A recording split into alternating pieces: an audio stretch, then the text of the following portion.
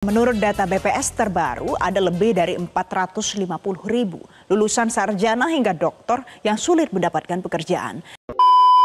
Marilah kita jujur mengakui bahwa birokrasi di kita sangat terkenal ribetnya. Assalamualaikum warahmatullahi wabarakatuh. Kembali lagi di Mantan Karyawan. Teman-teman, kali ini saya akan membahas kenapa maraknya pekerja di PHK tahun ini. Sebenarnya sudah 3 tahun ke belakang, mulai dari COVID sampai sekarang banyak pekerja yang di PHK. Ini menarik untuk kita bahas karena kenapa sih banyak banget perusahaan yang mem-PHK karyawan dengan alasan-alasan tertentu. Mana lapangan pekerjaan yang dijanjikan pemerintah?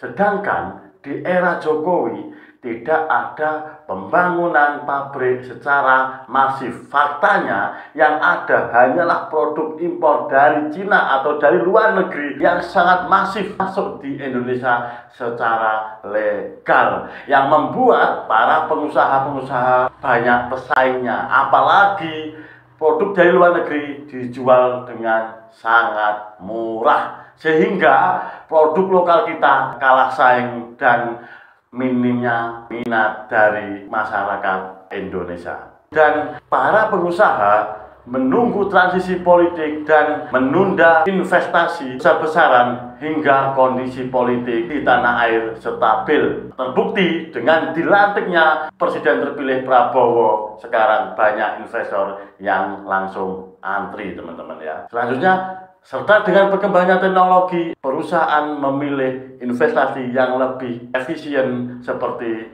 robot perakit. Selanjutnya, regulasi izin yang rumit menjadikan hambatan bagi para UMKM untuk berkembang, yang harusnya dilakukan pemerintah untuk bagaimana cara mengatasi badai PHK tersebut. Setidaknya teman-teman, kalau regulasi izin-izin ini dimudahkan pemerintah, ini akan menjadikan suatu perkembangan bagi UMKM, dan UMKM setidaknya bisa menyerap angka pengangguran yang sangat banyak di Indonesia dalam waktu sekarang ini, teman-teman. Menurut saya harus dievaluasi kembali mengenai Peraturan Menteri Perdagangan Nomor 8 Tahun 2024 tentang kebijakan dan peraturan impor, teman-teman. Peraturan ini diduga menjadi dalang lesunya industri di tanah air jika perlu direvisi. Semoga menteri-menteri Pak Prabowo ini akan lebih baik lagi, teman-teman ya. Itulah beberapa faktor, teman-teman ya, yang ada di data yang membuat badai PHK itu. Yang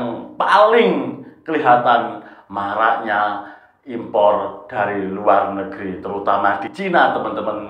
Kenapa kok banyak yang legal? Apakah para pejabatnya itu main, tidak memperdulikan bagaimana nanti para pengusaha-pengusaha di Indonesia ini dirugikan? Tapi faktanya, teman-teman, bahkan ada batik saja yang memang itu menjadi kultur budaya Indonesia, itu diproduksi oleh Cina dan dijual lagi kembali oleh warga kita Indonesia, teman-teman. Dijual murah lagi, teman-teman. Itulah ya, teman-teman, salah satu poin yang menjadikan perusahaan untuk PHK karyawannya. Dan memang, teman-teman, faktanya salah satu strategi kalau ketika perusahaan itu lagi pilot, yang menjadi korban itu adalah PHK, teman-teman. Soalnya apa? Biaya yang paling banyak di perusahaan operasional itu adalah SDM. Yang kedua adalah tempat atau sewa pabrik, teman-teman, jika diperlukan. Jika pemerintah tidak serius menanggapi hal ini, menurut data akan lebih banyak lagi yang di PHK. Semoga dilantiknya Presiden Prabowo benar-benar memfokuskan hal ini jika tidak mau badai PHK itu berkepanjangan. Menurut saya hanya pemerintahlah yang bisa menangani hal ini, teman-teman. Soalnya kenapa? Ada birokrasi-birokrasi yang harus ditaati oleh para pengusaha di Indonesia ini, teman-teman ya. Mudah-mudahan, teman-teman, dari pemerintahan Pak Prabowo ini pengusaha asing bisa dibatasi sehingga bisa menekan angka masuknya barang di luar negeri ke Indonesia.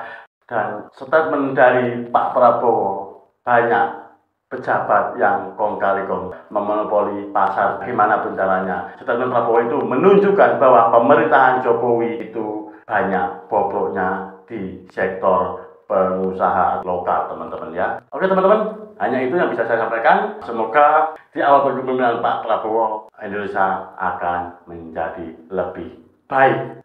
Wassalamualaikum warahmatullahi wabarakatuh.